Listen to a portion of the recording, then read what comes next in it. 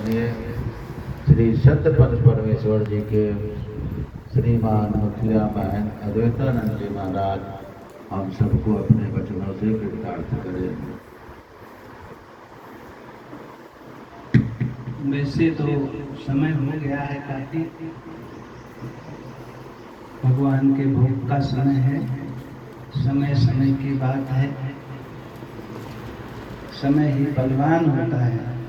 और ये समय प्रसाद का है, चर्चा का नहीं। ये समय प्रसन्नता का है, ये समय आत्म प्रसन्नता का है, ये समूह की प्रसन्नता का है। लेकिन फिर भी जो चर्चा चल रही है कुछ तो कहना ही पड़ेगा। श्री चंद्र पादम प्रणमामि नित्यं निर्वाण मुख्यान प्रवरान गुरुंच उदासीन भेषं ब्रह्मा स्वरूपं रक्षेत सदा धर्ममुनिर्मुनीश।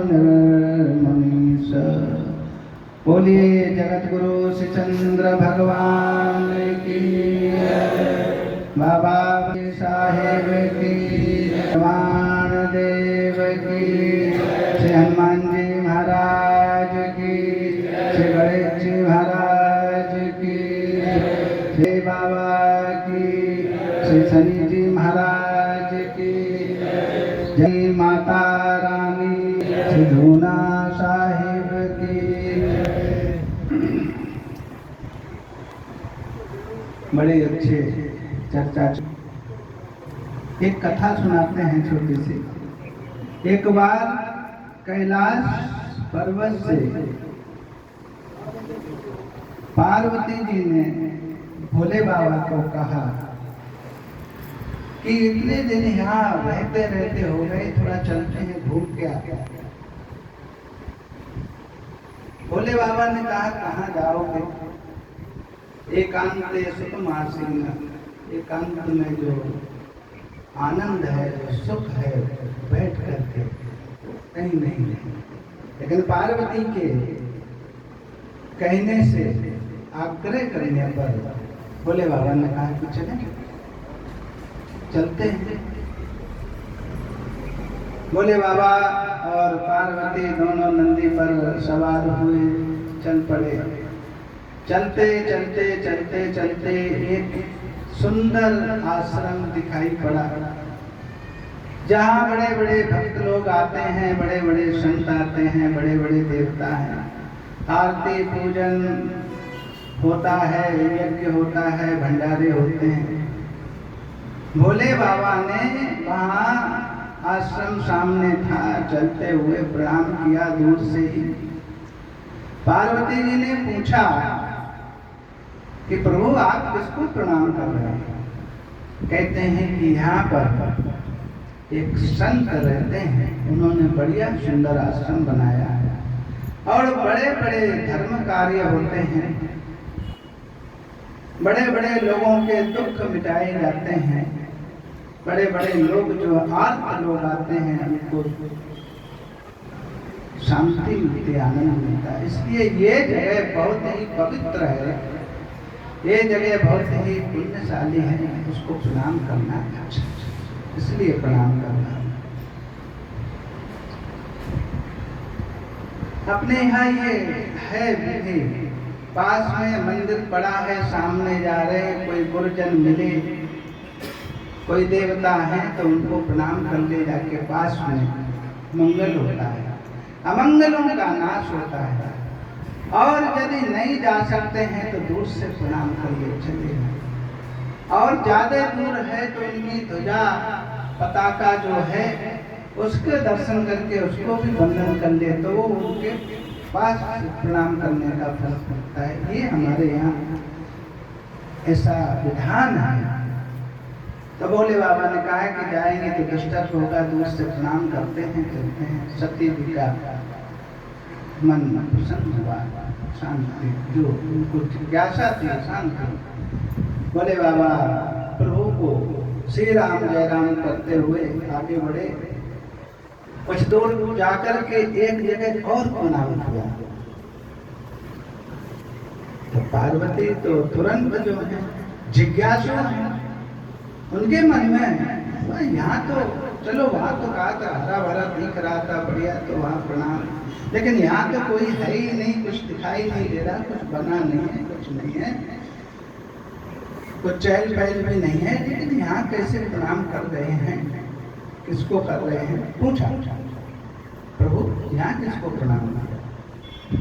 कहते नहीं, यहाँ पर भले ही देखने में नहीं है, यहाँ पर कभी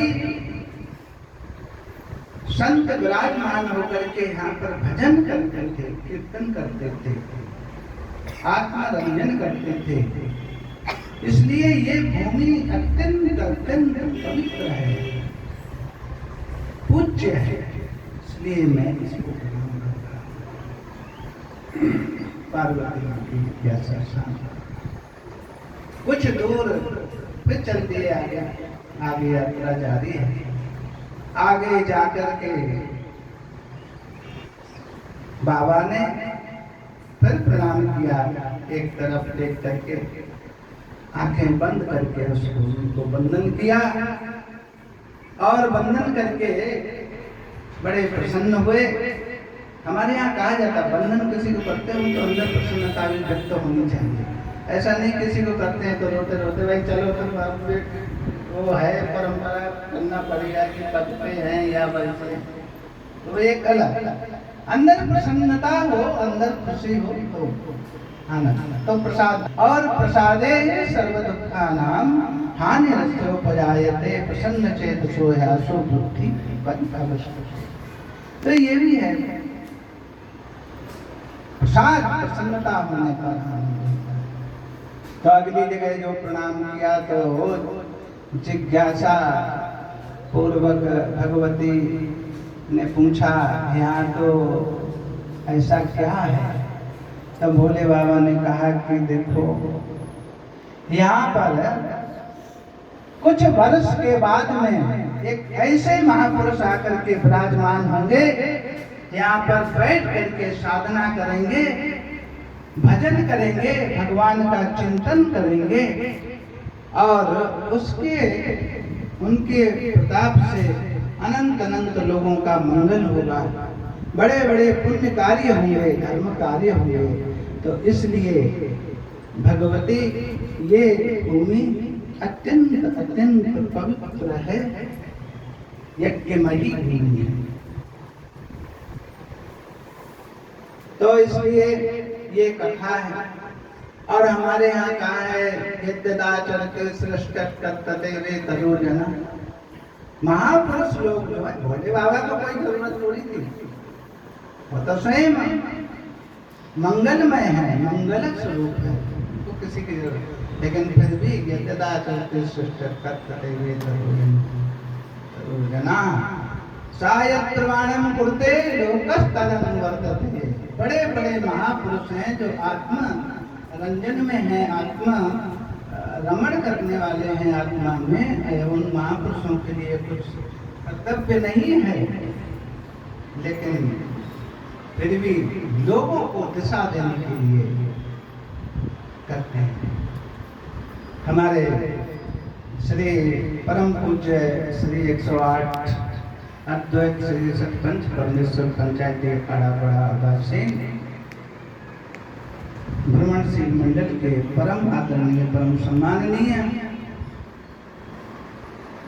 श्री मुखिया महंत पूज्य महाराज जी दुर्गादास जी महाराज, मुखिया महंत परम आदरणीय परम सम्माननीय पूज्य रामनवमी दास जी महाराज, हमारे भेंट के अयोध्या में एक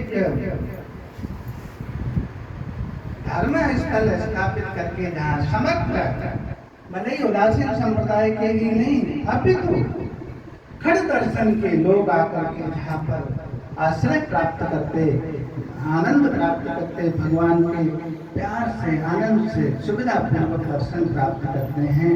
ऐसे हमारे परम आदरणीय, परम सम्माननीय श्रीमान श्री महंत डॉक्टर स्वामी भरतदास जी महाराज, हम लोगों का पुण्य है, महापुरुष इस भूमि पर आए हैं। हमारे परम आदरणीय, परम सम्माननीय श्रीमान महंत मनोहर दास जी महाराज बिहार से आए हैं। तुम लोगों का कितना पुण्य है। और हमारे परम आदरणीय, परम सम्माननीय हमारे यहाँ पर छात्रावास में विद्यालय है अपना, वहाँ पर विद्यार्थियों को, संतों को महाराज सब सुविधा दे करके पूरा ध्यान रखते हैं। ऐसे हमारे परम आदरणीय, परम सम्माननीय आचार्य अभी निर्मल दास जी महाराज, परम आदरणीय, परम सम्माननीय हमारे दादा साहब, अभी हम अलग हमारा संबंध है, बहुत प्यारे हैं, संतों के अत्यंत लाडले। ऐसे हमारे दादा ही कहेंगे, दादा रहना अच्छा है।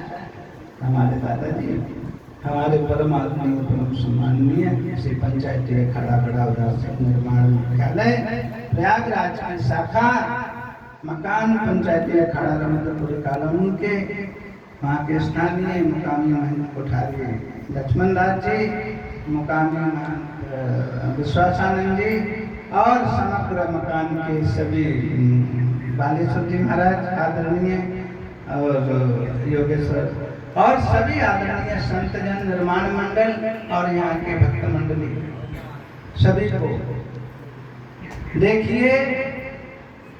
हमारे यहाँ जो निर्माण पद कहा गया है, आज हम बहुत गदगद हैं पूज्य महाराज श्री का स्वरूप देख करके। जो पंचायती अखाड़ा बड़ा उदासीन निर्माण लगा है, महाराज जी ने आज से माने 50 वर्ष हो गया होगा ऊपर, ये वृत्ति में रह रहे हैं, एक स्वरूप में। किसका मन नहीं होता है संसार में बढ़िया बढ़िया पहनना है, बढ़िया बढ़िया वो करना है, बढ़िया एक वृत्ति में। जो आचार्य जी का जो रहनी बहनी जो स्वरूप था महाराज जी उसमें जी रहे हैं।